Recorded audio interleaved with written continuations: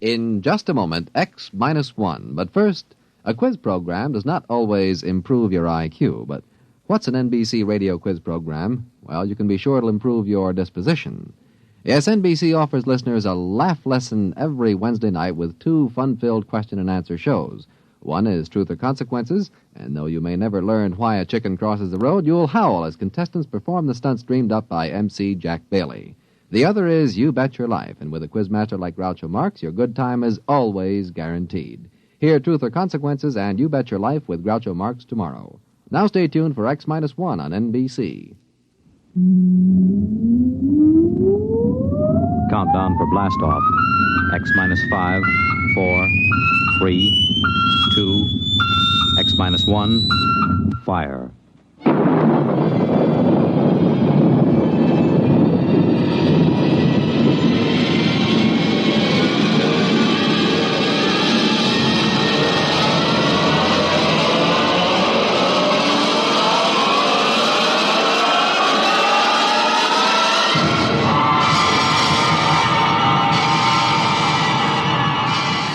From the far horizons of the unknown come transcribed tales of new dimensions in time and space.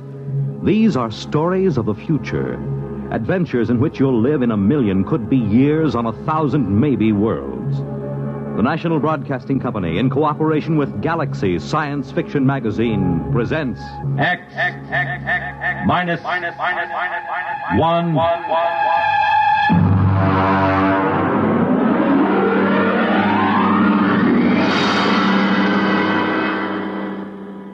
Tonight, Project Trojan by Ernest Kenoy.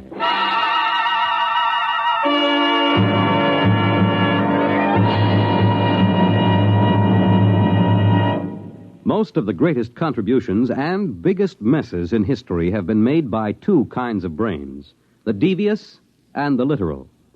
We quote from the monthly column written for Galaxy by its editor, H.L. Gold. For our story tonight has been inspired by one of his recent columns, discussing the exceedingly thin line that sometimes lies between science fiction and science fact, and of the strange use that both Allied and German intelligence made of science fiction during the recent World War II. Our report, of course, is entirely fictional, but similar schemes are known to have been attempted by both sides. And now, here is Project Trojan.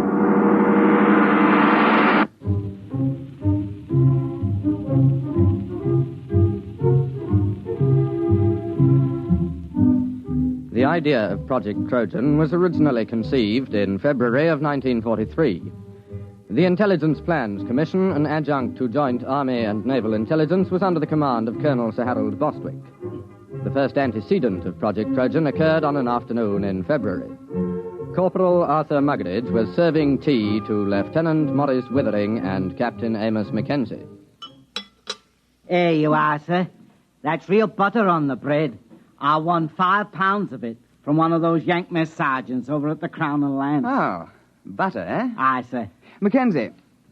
Well, confounded man, you might show some interest. Here Muggeridge tangles with the 8th Air Force to improve your tea, and you sit there reading. What the devil is so engrossing? No, never mind. If it's me you're worrying about, you needn't, sir. I was cleared for most confidential and top secret before I set foot in the pantry. What is it, Mackenzie? Well, I was reading about a fascinating notion. It's a machine, you see, dreadfully ingenious. It's a method of setting up a reverse polarization field about a given metallic surface, say the plates on a submarine or a tank. Makes them 5 times as strong. A little more cream, Muggeridge. It's powdered milk, sir. Hush, leave me to my illusions. But, Mackenzie, how can you be so calm? Don't you realize what this means? Tanks 5 times as strong? Is it in production? I mean, when do the first models go into combat? It's certainly been a well-kept secret. I wouldn't say that. There's about 50,000 people who know all about it here in England. And, of course, a great many more in America. Oh, that's impossible. But I doubt if it will ever be used in combat. But you're stark raving crackers. A secret like... Where did you find this? Now, let me see that. There you are. Incredible science fiction. It's an American magazine. You mean this is a story, one of those Jules Verne things? You've been pulling my leg. Aye? Well, I mean, after all... Well, Captain Mackenzie, I hardly think that... Well... Now, don't get stuffy, man. After all, to chaff me before the ranks. I don't mind, sir. But it did have you going, didn't it? Well, it sounded plausible. I don't know a confounded thing about electrical fields. Even if you did, it might take you in, huh? You see, the trick these science fiction lads do is to take something that's solid as a rock and then to push it just a wee bit forward till you simply can't tell where the science ends and the fiction begins. Still, I wish you'd exercise your ingenuity in deceiving Jerry rather than me. Good Lord. That's a fine idea. What is? If an intelligent, brilliant officer and gentleman like yourself might be taken in by a wild tale like this, whom else's leg might we pull? Huh? Muggeridge, another bread and butter sandwich, if you please, and take one yourself.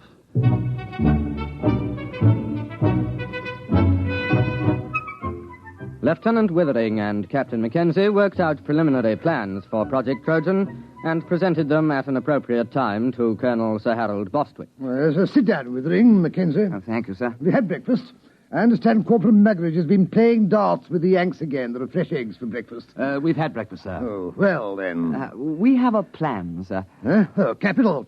You remember, sir, our intelligence reports indicated a concentration of German research scientists working near Hanau. Certainly, I recall. They've got the whole lot of them inside a mountain. We tried bombing. I doubt if they even noticed. They're supplying the basic research for the German guided missile program. Yes, we know that. The reaction motor for the V1s came out of the Hanau lab. Oh, Muggeridge! You see, sir, if a considerable number of those research scientists were diverted to another project, the rocket program would be crippled. Yes, well, of course it would. What are you going to do? Advertise in the Times and offer them high wages? Aye, sir. Oh, Muggeridge, this coffee. No, sir. Next time you go to the Crown and Lance, keep coffee in mind, will you? Aye, sir.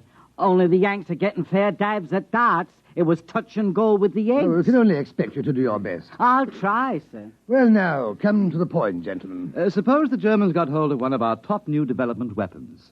Something so completely overwhelming that they'd have to pull almost every man off rockets to work on it. Now, look here, Mackenzie.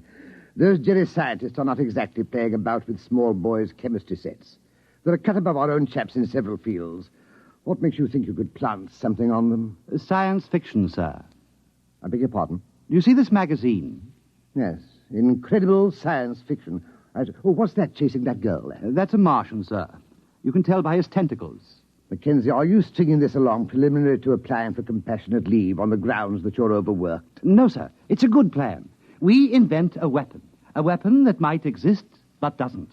And we leave it lying about where the Germans can snaffle it. And then they take most of the scientist fellows off the rocket program to work on our weapon. And that's the most preposterous nonsense I've ever heard. But, sir... I don't want to hear anything more about it.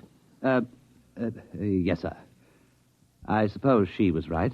Who was right? This Wren. I met her going up to London. Rather proper little type till you got to know her. But then she's rather a firebrand. Captain Mackenzie, please spare us the sordid details of your off-duty peculations. Sorry, sir. You see, she's the secretary to Admiral Sir Alan Grummins. They're talking of dropping this unit. They feel that other intelligence groups are quite competent to handle the routine, unimaginative work that we've been doing. Oh, I see. Of course, they'd reassign personnel. Mm-hmm. Would you say this science fiction scheme of yours was imaginative? Oh, it's practically visionary. Well, suppose you do some preliminary work. Thank you, sir. Routine, eh? Unimaginative, eh? Bah!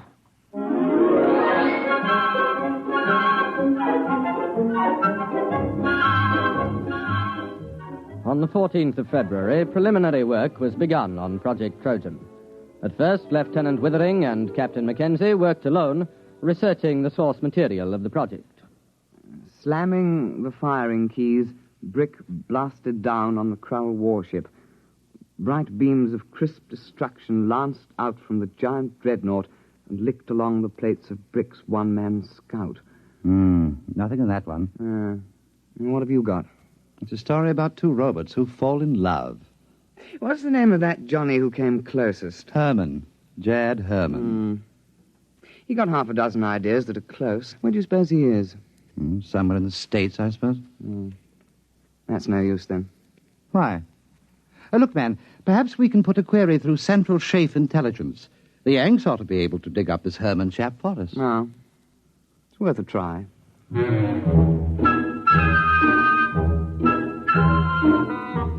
It took 7 days for a report to reach IPC that one Jacob David Herman, a private first class in the American Air Force, was based on a field north of Cheltenham in the Gloucestershire area.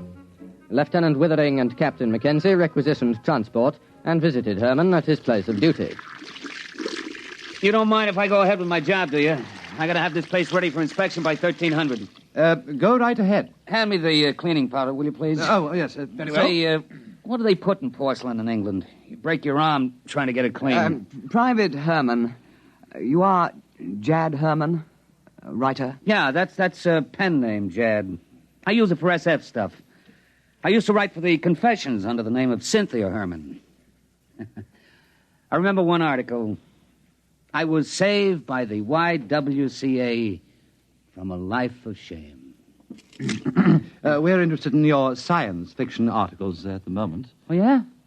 Well, I knew we had some sci-fi fans in England. Oh, we're not exactly sci-fi fans. We're from... anybody else here? Well, look for yourself. There's no hiding place down here. Well, we are from Intelligence Plans Commission. Uh-huh. We need your assistance, Mr. Herman. No kidding. Yes, we have a project that calls for your particular talents. You got a latrine needs cleaning? We're quite serious, Mr. Herman. Will you kindly pack your things and be ready to come with us within 1 hour? Oh, I'm sorry, gentlemen. I couldn't possibly leave until after inspection. I've got too much of myself invested in this latrine. But after that, I'm at your service.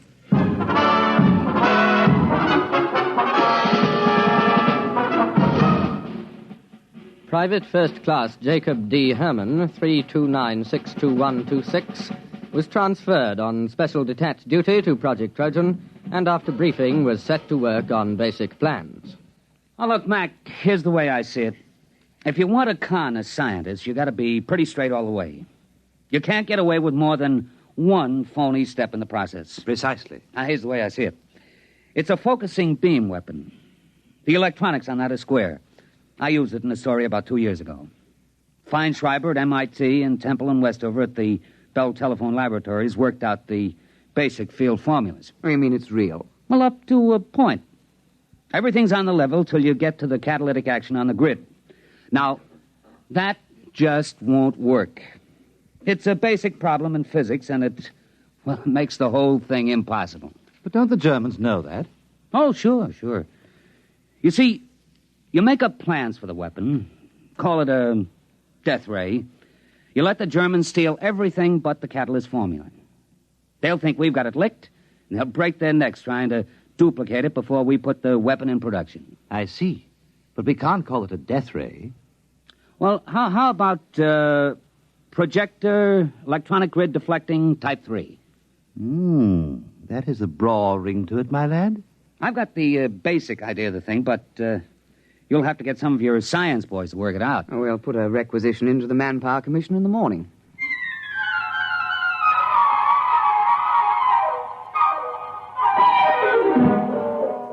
Doctors Montague, Felder, Harrison, Seisenby, and Pilsudski were assigned to Project Trojan, and under the direction of Private First Class Jacobs, complete specifications and plans for projector electronic grid deflecting Type 3 were drawn up. Project Trojan was ready for Phase 2. Have we got everything? Blueprints? Check. Specifications? Check. Machine tool inventories? Check. Letter rejecting the plans from the War Office? Check. Endorsement from Supreme Headquarters rejecting plans? Check. Note from 10 Downing Street overriding rejections, handwritten postscript, build the confounded thing, WC. Check. Don't you think that's going a little too far, the rejections? Not at all. That's the master touch. A rejection of an idea by the War Office makes it appear most genuine. All right. Private Herman, if this thing were real, if it could be built, what would it do? Oh, don't ask. You could blow a hole in a mountain 10 miles away. Well, you could knock down a whole wing of bombers without even aiming. Oh, dear. Lucky it won't work. I should say so. Oh, well, now to get this lovely thing into Jerry's hands.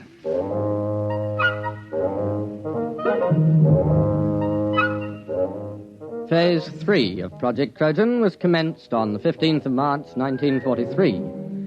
Central Counterintelligence Agency had discovered the infiltration of a German agent, a Belfast Irishman named Gogarty, into the blueprint division of Clark and Porchester, a printing firm doing some subcontract work for the Air Ministry. Gogarty, the German agent, presumably microfilmed the plans because shortly thereafter he received word that his sister, living in the Irish Free State, was to be married to a bus conductor. British agents attending the wedding disguised as farm labourers lost track of Gogarty for several hours due to circumstances beyond their control. Then we have no way of knowing whether Gogarty delivered the Project Trojan plans. Well, sir, there was a submarine sighted a day before off the coast. It's likely he made contact. Well, keep me informed. That's all we need now, another disaster. Did something else go wrong? You're jolly well right. Muggeridge has been playing darts with the Yanks again. Oh? What have we got this time? Butter or beefsteak? Nothing. The blight has lost my whole month's whiskey ration.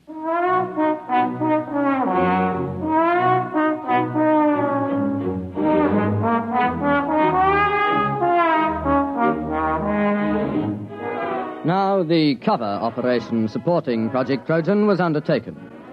A battalion of the Royal Engineers was detailed to practice at secret installations with wooden mock-ups of the projector. A lance corporal in this detachment, a volunteer afterwards awarded the George Medal, was court-martialed and sentenced to 7 years' hard labour for revealing information about the project while drunk on a 3-day leave to Tynecastle. This particular aspect of Project Trojan has been in the news recently, inasmuch as several backbench Labour members of Parliament have asked questions in the House, as it came out that the corporal served the full 7 years and wasn't released until 1951.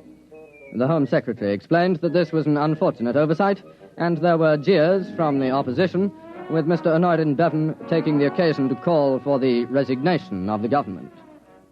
At the time, March and April 1943, the Intelligence Plans Commission awaited reports from British operatives. Sir, there's been a shift in assignment at the research laboratories at Hanau. Professor Schlickmann and Doctors Hirsch, Van Sulau, and Grishman have been transferred from rocket research to another project. Trojan? We must assume so. But that's only 4 men. But they're the top experts in electronics, chemistry, and metallurgy. If they're really working on Trojan, we've set the German rocket program back a year, while their scientists go yelping off after a red herring. Well, let's hope so. Bring me any further reports as soon as received.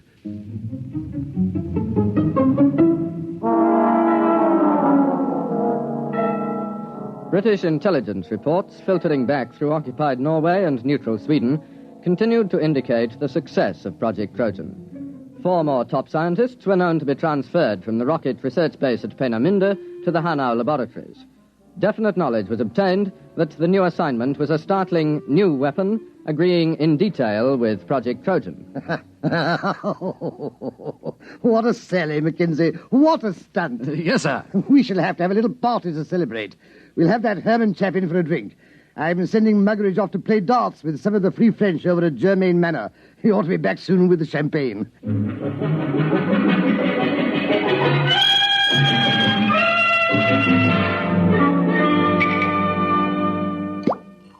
Pour all round. Private Herman? Thank you. All right now, to the projector, electronic grid deflecting type 3. The biggest fraud since the South Sea bubble. Colonel Bostwick. Oh, Withering, take a glass. We're just drinking to Trojan. Well, I think I'd rather not, sir. What do you mean? There's a dispatch from Germany. What about it? A section of the mountain overlooking Hanau has disappeared. What? It's true. It was on the reconnaissance maps yesterday, and it was gone this morning. A 10-mile slice of mountain. That's impossible. Oh, it isn't. It works. Trojan works. But it can't. There's no catalyst. It's impossible. All our scientists said so. Well, I guess they were wrong. It works. They must have found the catalyst. I suppose we should have foreseen that. All those scientists working on it. They must have built the model and tried it out. It won't take them more than 3 months to put it into production. Well, there goes the war. Muggeridge, Aye, sir. fill the glasses up again.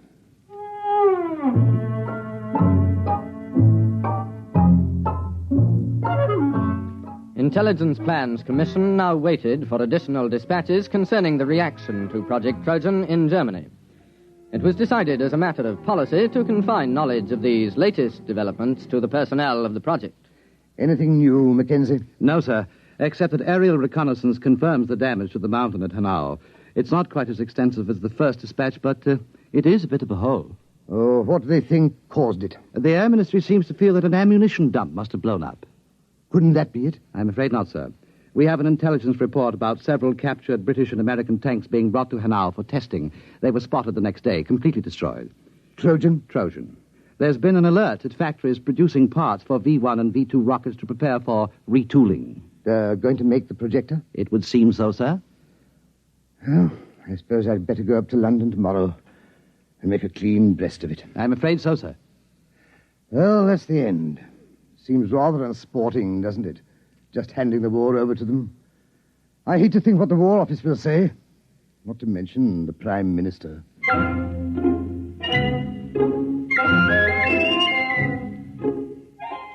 Project Trojan was nearing its closing phase.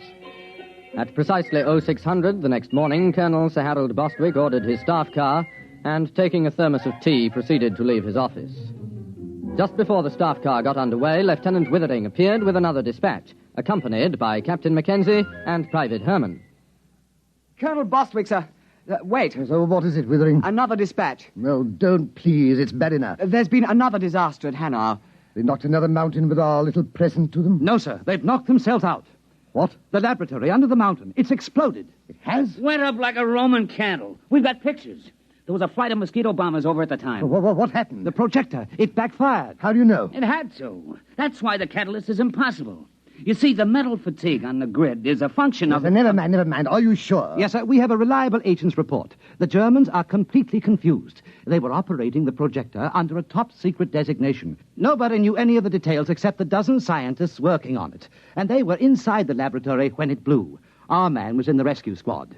There isn't a thing left, sir. Plans, models, or scientists. Sir, do you realize that Project Trojan was a success? We've diverted a dozen top scientists from the rocket program permanently. Or do you think we'll be decorated? Lieutenant Withering, inasmuch as we came particularly close to handing the whole war to the Germans on a silver platter, I suggest we forget Project Trojan. Oh, yes. Yes, I see, of course. You're very canny, sir. I think we had all better return to precisely what we were doing before the whole nasty mess started.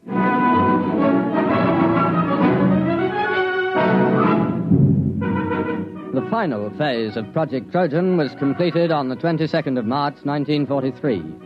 The file, through some inadvertent error, was lost before the Intelligence Plans Commission had a chance to report to the War Office.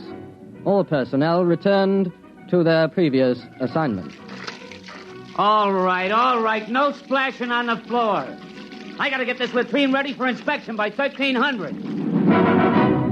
You have just heard X-1, presented by the National Broadcasting Company in cooperation with Galaxy Science Fiction Magazine, which this month features the William Tenn novelette, Time in Advance, the story of a man who made a strange bargain and endured the worst the galaxy had to offer, so that someday he could make the Earth sweat. Galaxy Magazine, on your newsstand today.